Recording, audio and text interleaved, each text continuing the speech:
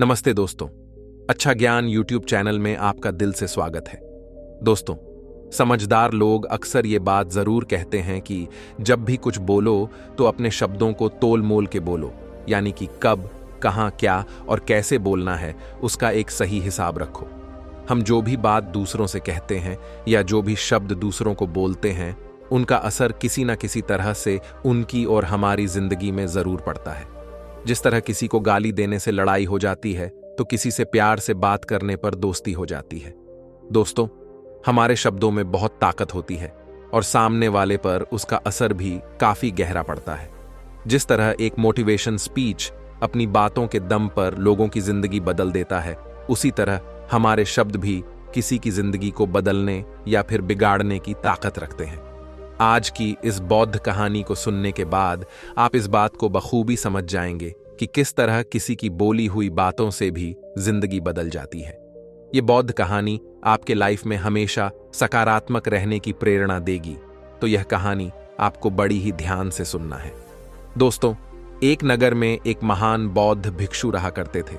वह बहुत ज्ञानी थे और बहुत ही शांत स्वभाव के थे, और उनकी यह बात ही उनकी विशेषता भी थी। एक बार की बात है, बौद्ध भिक्षु नगरवासियों को उपदेश दे रहे थे। बौद्ध भिक्षु कह रहे थे कि शब्दों में जीवन बदलने की शक्ति होती है। अपने शब्दों से जीवन बदलो। हम जो भी शब्द अपने लिए या दूसरों के लिए कहते हैं या जो भी बातें करते हैं, उस पे हमें ध्यान देना चाहिए। इतना कहकर बौद्ध भिक्षु ने अपना उपदेश समाप्त किया और वहां से चले गए। एक दिन वह बौद्ध भिक्षु एक मार्ग से होकर गुजर रहे थे। उसी मार्ग से एक युवक होकर गुजर रहा था। उस युवक ने जब उन बौद्ध भिक्षु को देखा तो वह जोर जोर से हंसने लगा और कहने लगा, अरे साधु महाराज, आप तो ढोंगी हैं। आपके उपदेशों में यह कहने से कि शब्दों में बड़ी ताकत है, आपकी बात सत्य नहीं हो जाएगी। ये सब सिर्फ बातें हैं। भला ऐसे कैसे हो सकता है कि शब्दों से हमारा जीवन बदल सकता है? उस युवक की सारी बातें उन भिक्षु ने ध्यानपूर्वक सुनी और उसके बाद वह मुस्कुराते हुए उस युवक से कहते हैं, बेटा, नाथ से ही तो ये दुनिया प्रकट हुई है और अच्छे शब्दों के पीछे भी नाथ ही होता है जो पूरा जीवन बदल देता है। वह बौद्ध भिक्षु उस युवक से कहते हैं, देखो, मैं तुम्हें अपने अनुभव से बता रहा हूं, लेकिन फिर भी तुम्हें यकीन नहीं हो तो तुम इसे खुद आजमा कर देख सकते हो। उन बौद्ध भिक्षु की यह बात सुनकर युवक थोड़ा सा गंभीर हो गया। उसने काफी देर सोच विचार किया और उसके बाद उन बौद्ध भिक्षु से कहता है कि गुरुवर, अगर ऐसी बात है तो आप मेरे साथ चलिए। मेरा छोटा भाई है जिसकी उम्र करीब 25 वर्ष है और उसे न जाने क्या हुआ है। वह करीब 3 वर्षों से कुछ भी नहीं करता है, बस लेटा रहता है। दिन भर वो कुछ न कुछ सोचता रहता है। उसकी यह हालत देखकर हम सभी बहुत परेशान हैं। माता पिता भी बहुत चिंतित रहती हैं। हम सब ने कई तरीके अपनाए, कई योजनाएं अपनाई, लेकिन कुछ भी काम नहीं आया। हमने कई बार उनसे बात करने तक की कोशिश की, लेकिन वह हमसे कुछ भी नहीं कहता। परिवार का हर एक सदस्य पूरी तरह से थक चुका है, हार चुका है। आखिर वह क्या करना चाहता है, किसी को कुछ नहीं पता। तो हमारे शब्दों से उसका जीवन क्यों नहीं बदला? और जैसा कि आप कह रहे हैं कि शब्द सचमुच जीवन बदल सकते हैं, तो क्या आप मेरी मदद करेंगे? इस पर बौद्ध भिक्षु मुस्कुराते हुए उस युवक के साथ चल पड़ते हैं। वह युवक बौद्ध भिक्षु को एक खेत में ले जाते हैं और अपने भाई की तरफ इशारा करते हुए कहता है, हे गुरुवर, यही मेरा भाई है जो पूरे गांव में आलस और मक्कारी के लिए मशहूर है। आप कहते हैं कि शब्दों में वो शक्ति है जो हमारा जीवन बदल सकती है, तो क्या आपके शब्द इसका जीवन बदल सकते हैं? अगर यह सत्य है तो आप इसका जीवन बदल कर दिखाएं। उन बौद्ध भिक्षु ने उस युवक के भाई को ध्यानपूर्वक देखा। वह एक पेड़ की छांव में आराम से सो रहा था। जब बौद्ध भिक्षु उस युवक के भाई के पास पहुंचे और आराम से उसके सिर पर हाथ फिराते हुए कहते हैं, उठो बेटा, बहुत देर हो चुकी है। ये सोने का समय नहीं, ये तो जागने का समय है। उन बौद्ध भिक्षु की आवाज सुनकर वह लड़का थोड़ा सा अचरज में पड़ गया। आखिर कौन है जो मुझे इतने प्यार से जगा रहा है? वरना सभी गांव वाले तो मुझे आलसी और मक्कार ही कहते हैं। आखिर कौन है जो मुझे इतना अपनापन दिखा रहा है? उसने आंखें खोली और आंखें मलते हुए उसने पूछा, हे गुरुवर, आप कौन हैं और यहां क्यों आए हैं? इस पर बौद्ध भिक्षु उस युवक से कहते हैं, बेटा, यही प्रश्न तो मैं तुमसे पूछना चाहता हूं कि तुम कौन हो, यही तो तुम्हें जानने की आवश्यकता है। उन बौद्ध भिक्षु की बात सुनकर वह लड़का जोर से हंस पड़ता है और कहता है, हे गुरुवर, यदि आपको मेरे बारे में जानना है तो जाइए और गांव के किसी भी सदस्य से पूछ लीजिए। आपको पता चल जाएगा कि मैं कौन हूं। आपसे हर कोई यही कहेगा कि वह तो आलसी है, मक्कार है, तरह तरह के ताने सुनाएंगे, तरह तरह की बातें कहेंगे। इससे आपको ये जरूर यकीन हो जाएगा और आपको ये भी पता चल जाएगा कि मैं कौन हूं। तभी बौद्ध भिक्षु मुस्कुराते हुए उस लड़के से कहते हैं, सबसे पहले मेरी यह बात सुन लो। मेहनती इंसान के खुद के शब्द उसे अंदर तक चोट पहुंचाती है, इसलिए कभी भी अपने आप को कोसो मत, अपने शब्दों को सुधारो। और मेरी यह दूसरी बात भी सुन लो, मैंने उन गांव वालों से नहीं पूछा कि तुम कौन हो, मैं तुमसे पूछ रहा हूं कि तुम कौन हो। लेकिन तुमने तो अपनी आदतें मुझे बताई। आलस तुम्हारी पहचान नहीं, तुम्हारी आदत हो सकती है। और इंसान नहीं, उनकी आदतें खराब होती हैं। इसलिए बेटा, तुम आलसी और मक्कार नहीं हो, ये तो तुम्हारी आदत है। बस इतनी सी बात है जो गांव वाले नहीं समझ सकते। ये सारी बातें सुनकर वो लड़का आश्चर्यचकित रह गया, क्योंकि गांव वाले हमेशा उसे मक्कार, आलसी और तरह तरह के ताने ही सुनाया करते थे। उन बौद्ध भिक्षु की यह बात सुनकर उस लड़के की आंखों में आंसू आ गए। वह तुरंत ही दोनों हाथ जोड़कर उन बौद्ध भिक्षु के चरणों में गिर पड़ा और उनसे कहने लगा, आप सत्य कहते हैं, यह मेरी आदत ही है और मैं इस आदत से बहुत परेशान हूं। मैंने बहुत कोशिशें भी की, लाख उपाय किए, लेकिन मैं अपनी इस आदत से छुटकारा ना पा सका। इन आदतों से बाहर आना बहुत कठिन है। मैंने कई बार आलस छोड़ने का प्रयास तक किया, पूरी कोशिश भी की, लेकिन कोई लाभ नहीं हुआ। मैं जब भी कोई कार्य करने की कोशिश करता हूं तो पता नहीं क्यों मेरा मन कहीं और भागने लगता है। मेरा दिमाग किसी और दिशा में काम करने लगता है और मैं उस काम पर ध्यान ही नहीं दे पाता हूं। मैं क्या करूं, कैसे करूं, कुछ समझ में नहीं आता। मैं जब भी किताबें पढ़ने की कोशिश करता हूं तो मुझे नींद आने लगती है। मन में अजीब सा दर्द महसूस होता है। ऐसा लगता है कि मेरा जीवन यूं ही व्यर्थ जा रहा है। और जब मैं इस दर्द को बर्दाश्त नहीं कर पाता हूं तो मैं सो जाता हूं, ताकि जब मैं उठूं तो मुझे दर्द न महसूस हो। और अब तो मुझे यह भी यकीन हो चुका है कि मैं इन आदतों से नहीं निकल सकता। ये आदतें मुझे नहीं छोड़ने वाली। इस पर बौद्ध भिक्षु उस लड़के से कहते हैं, बेटा, यदि तुम इस आलस की आदत को छोड़ना चाहते हो तो मैं तुम्हें एक सही उपाय बता सकता हूं, लेकिन उसके लिए तुम्हें कल सुबह मुझसे मिलना होगा, तभी वह तरीका मैं तुम्हें बताऊंगा। यदि तुम उस तरीके को सीखना चाहते हो तो कल सुबह मेरे पास चले आना। इतना कहकर बौद्ध भिक्षु वहां से चले गए। लेकिन उन बौद्ध भिक्षु की सारी बातें उस लड़के के कानों में गूंज रही थीं। वह यह समझ नहीं पा रहा था कि आखिर वह बौद्ध भिक्षु उसे कौन सा मार्ग दिखाने वाले हैं।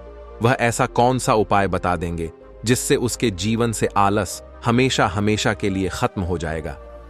देखते ही देखते रात हो गई। रात भर वह अपने बिस्तर पर करवट लेते रहा और उन बौद्ध भिक्षु के बातों के बारे में सोचता रहा, और इसी प्रकार देखते ही देखते सुबह हो गई और वह लड़का उन बौद्ध भिक्षु के पास जा पहुंचा। वह लड़का उन बौद्ध भिक्षु को प्रणाम करता है और कहता है, गुरुवर, जैसा कि आपने कहा था, लीजिए, मैं आ गया। अब मुझे वह मार्ग बता दीजिए जिससे मैं अपने जीवन से इस आलस को निकाल सकता हूं। तभी बौद्ध भिक्षु उस लड़के से कहते हैं, बेटा, जब भी तुम्हारा मन दुविधा में हो, तुम निर्णय न ले पा रहे हो और तुम्हारे मन में तरह तरह के प्रश्न उठ रहे हो कि मैं क्या करूं, कैसे करूं, इस कार्य को पूर्ण कैसे करूं, यह सब कैसे होगा, तब तुम वास्तविकता में अपनी अतीत से सोच रहे हो कि पिछली बार तुम्हारे ऐसा करने से क्या हुआ, या अतीत में तुमसे लोगों ने क्या कहा था। तो आज से कभी भी अपने अतीत से नहीं बल्कि भविष्य से सोचो। इस पर लड़का कहता है, भविष्य से? वह भला कैसे?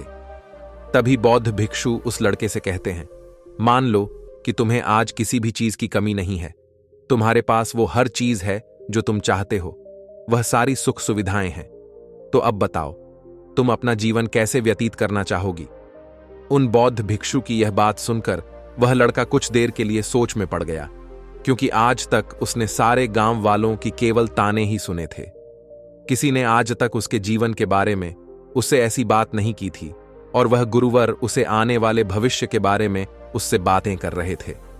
उन बौद्ध भिक्षु की यह बात सुनकर वह लड़का खुद से प्रश्न करने लग गया कि अगर मेरे पास सब कुछ होगा, धन की कोई कमी नहीं होगी और सारी सुख सुविधाएं होंगी, तो मैं अपना जीवन कैसे व्यतीत करूंगा। कुछ देर सोच विचार करने के बाद वह उन बौद्ध भिक्षु से कहता है, गुरुवर, मैं यह दुनिया घूमना चाहूंगा, पहाड़ों पर चढ़ना चाहूंगा, समुद्र की रेत पर चलना चाहूंगा और मैं एक बहुत बड़ा व्यापारी बनना चाहूंगा। तभी अचानक उस लड़के का ध्यान टूट गया और वह उन बौद्ध भिक्षु से कहता है, परंतु हे गुरुवर, यह सब कैसे संभव होगा? केवल मेरी मात्र सोच लेने से तो यह सब पूरा नहीं होने वाला। उसके ऐसा कहते ही उसके अतीत में बीती हुई सारी घटनाएं उसकी आंखों के सामने से गुजरने लगीं और वह एक बार फिर से निराश होने लगा। और अब वह यह सोचने लगा कि मेरे पास तो पैसे ही नहीं हैं, तो मैं भला व्यापार कैसे कर सकता हूं? नहीं, मेरे पास व्यापार का कोई अनुभव है। ऐसी स्थिति में मैं भला यहां से कैसे निकल सकता हूं? उस लड़के के इस प्रश्न का जवाब देते हुए वह बौद्ध भिक्षु उस लड़के से कहते हैं, बेटा, हर रात में सोने से पहले तुम हर दिन अपना लक्ष्य एक कागज पर लिखो और सुबह उठकर सबसे पहले उस लक्ष्य को देखो और सोचो कि उस लक्ष्य को पाने के लिए तुम आज क्या कर सकते हो, और जो भी तुमने उस कागज पर लिखा होगा उस कार्य को उसी दिन पूरा करने की पूरी कोशिश करो।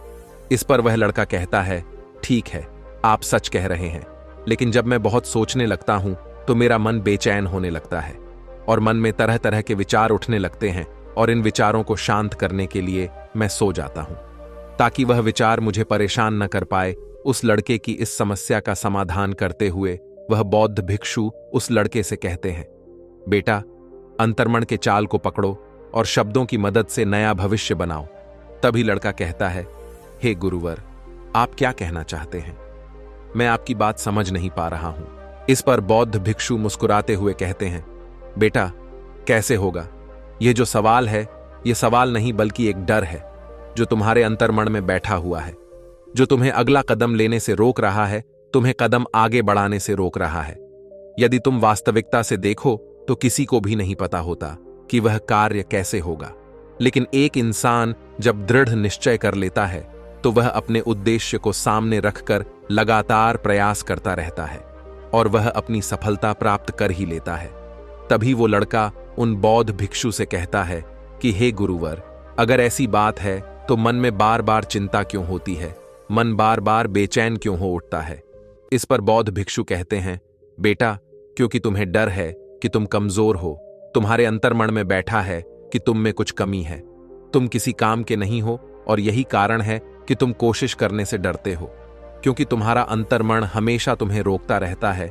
जब भी तुम कोई कार्य शुरू करना चाहते हो तो तुम्हारा मन तुमसे पहले ही कह देता है, इससे आगे मत बढ़ना, अन्यथा तुम हार जाओगे, और इसी कारण तुम्हें चिंता होने लगती है, तुम्हारा मन बेचैन होने लगता है। तभी वह लड़का कहता है, गुरुदेव, आपने जो कुछ भी कहा वो बिल्कुल सत्य है, लेकिन अब आप ही मुझे बताइए कि मैं इस परेशानी से बाहर कैसे निकलूं। इसका जवाब देते हुए वह बौद्ध भिक्षु उस लड़के से कहते हैं, बेटा, इस समस्या का समाधान बहुत ही आसान और सरल है। तुमने देखा होगा कि अक्सर हम अपने आप को दोष देते रहते हैं, अपने आप को तरह तरह के अपशब्द कहते रहते हैं जो हमारे अंतर्मन में जाकर बैठ जाते हैं और वही हमें आगे बढ़ने से रोकते हैं। और इन शब्दों का हम पर बहुत गहरा प्रभाव भी पड़ता है, क्योंकि जैसा हम खुद से कहते हैं, जैसा हम पूरी भावनाओं के साथ सोचते हैं, हम वैसा ही बनते चले जाते हैं। इसलिए यदि तुम खुद को बदलना चाहते हो तो तुम्हें अपने अंतर्मन को नए संदेश देने की जरूरत है। जैसे कि मेरे शरीर का हर एक कण, हर एक हिस्सा, हर एक विचार शांति और ऊर्जा से भरा हुआ है। मैं दृढ़ संकल्प और आत्मविश्वास के साथ हर दिन के लक्ष्यों को पूरा करता हूं। मैं अपने कमजोरी को अभ्यास में बदलता हूं, चिंता को ध्यान में बदलता हूं। मैं उत्साह और ऊर्जा से भरा हुआ हूं, लगातार अपने लक्ष्यों पर काम करता हूं। ऐसे शब्द जब तुम खुद से कहोगे तो तुम शक्तिशाली महसूस करने लगोगे और तुम्हारी सारी चिंताएं खत्म होने लगेंगे, क्योंकि यही शब्दों की ताकत है। वह तुम्हें वही बना देंगे जो तुम खुद से कहोगे। तुम जितनी भावना के साथ यह वाक्य बोलते हो, उसे महसूस करते हो, उतनी ही भावनाओं से यह शब्द तुम पर असर करना शुरू कर देंगे। धीरे धीरे यह शब्द तुम्हारे मन और व्यक्तित्व के सोच का हिस्सा बन जाएगा। लेकिन मेरी एक बात याद रखना कि तुम्हारा अंतर्मन इतने आसानी से हार नहीं मानने वाला। जब तुम आगे बढ़ोगे तो वह मौका मिलते ही तुम्हें पीछे खींचेगा। तुम्हारे अतीत के बीते हुए सारे कड़वे अनुभव तुम्हें याद दिलाएगा, ताकि तुम डर जाओ और एक बार फिर से अपने लक्ष्य का पीछा करना छोड़ दो। लेकिन तुम्हें इसकी चिंता नहीं करनी है। उन सकारात्मक शब्दों के कारण तुम्हारा मन सकारात्मक विचारों को स्वीकार करने लगेगा। आगे वह बौद्ध भिक्षु उस लड़के को चेतावनी देते हुए कहते हैं, मेरी एक बात और याद रखना कि तुम्हारा ध्यान आलस्य पर नहीं होना चाहिए। अर्थात तुम्हें कभी आलस नहीं मिटाना है, बल्कि तुम्हें एक नए भविष्य का निर्माण करना है, एक नए व्यक्तित्व का निर्माण करना है। तुम्हारा पूरा ध्यान केवल इस पर ही होना चाहिए। उन बौद्ध भिक्षु की बात सुनकर लड़का कहता है, ठीक है गुरुवर, आप जैसा कहते हैं मैं वैसा ही करूंगा। तभी वह बौद्ध भिक्षु उस लड़के से कहते हैं, बेटा, अभी तो मैं इस गांव से जा रहा हूं, लेकिन कुछ सालों के बाद मैं वापस आऊंगा। इतना कहकर बौद्ध भिक्षु वहां से चले गए और वह लड़का अपने घर लौट गया। लेकिन अब उस लड़के के मन में तरह तरह के विचार चल रहे थे। वह लड़का यह सोच रहा था कि अगर मैं अपनी मनपसंद जिंदगी जीने लगूंगा, अगर मैं दुनिया घूमने लगा, नए लोगों से मिलने लगा और अपनी पसंद का काम करने लगा, तो मेरी जिंदगी कैसी होगी। उस बात को ध्यान करके उसने एक कागज पर अपना लक्ष्य लिखा और लिखकर सो गया। अगली सुबह जब उसकी आंखें खुलीं, तो उसने उस पेपर पर लिखा हुआ लक्ष्य एक बार दोहराया। उसके बाद वह कुछ देर के लिए शांत हो गया। तभी उसे उन बौद्ध भिक्षु की बात याद आई कि तुम अपने लक्ष्य के लिए आज क्या कर सकते हो। उसने खुद से सवाल किया कि मैं आज अपने इस लक्ष्य को प्राप्त करने के लिए क्या कर सकता हूं। तभी वह एक बार फिर से उस पेपर की तरफ ध्यान दिया और सोचा कि मैं बाजार जाता हूं और लोग व्यापार करने की कौन सी चीजें, कौन से सामान खरीदते हैं, मैं उन चीजों को देखूंगा, उन चीजों को पता करूंगा। वह युवक तुरंत ही बाजार चला गया। वो अलग अलग दुकानों पर बैठा, उनके सामानों को देखा, लेकिन उसे कुछ समझ नहीं आ रहा था कि मैं व्यापार कैसे करूंगा, क्योंकि लोग अलग अलग व्यापार कर रहे थे, अलग अलग तरह की चीजें और सामान ले रहे थे, और किसी ने उसकी कोई मदद नहीं की। वो बहुत उदास हो गया और निराश होकर वापस घर लौट आया। तभी उस लड़के को उन बौद्ध भिक्षु की एक और बात याद आई। शब्दों में बहुत ताकत है और शब्द हमारा जीवन बदल सकते हैं। उसे वह सकारात्मक विचार याद आए। वह उन्हें सुबह शाम दोहराने लगा और अब से वह हर दिन ऐसा ही करता। देखते ही देखते 1 महीना बीत चुका था, लेकिन अब तक उसके जीवन में कोई बदलाव नहीं आया था। अब वह लड़का यह सोचकर निराश होने लगा था कि उसके जीवन में तो कुछ भी परिवर्तन नहीं हो रहा। लेकिन फिर 1 महीने के बाद उसे महसूस हो रहा था कि वह पहले से अच्छा महसूस कर रहा है। उसका दिमाग अब अच्छी तरह से सोच पा रहा है। वह पहले से ज्यादा चलने फिरने लगा है। धीरे धीरे उसे समझ में आने लगा कि जो लोग आगे बढ़ते हैं, महान काम करते हैं, उनकी सोच में कितना अंतर होता है। वे लोग हमेशा शक्तिशाली विचार सोचते हैं।